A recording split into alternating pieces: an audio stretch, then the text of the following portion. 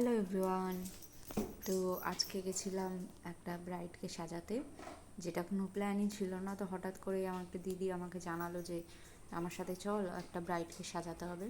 তো আমিও শিখেছি কাজ কিছুটা, তো পারি। আর দিদিরাও আমার সাথে গেছিলো, ও জানে। তো মেয়েটার বাড়িটা প্রচুর গরিব ছিল। তো আমরা সেইভাবে আমাদের কাছে প্রোডাক্টও ছিল না, তো আমাদের দুজনে মিলিয়ে তারপরে ব্রাইডেরও কিছু ছিল, তো সেই সব দিয়েই ওকে মেকআপ করানো হয়েছিল। আর ওর গয়নার কালেকশানগুলো খুবই সুন্দর ছিল, আমার খুবই ভালো লেগেছিলো গয়নাগুলো। তো বৃষ্টিও হচ্ছিলো বাইরে প্রচুর, তার মধ্যে বিয়ে।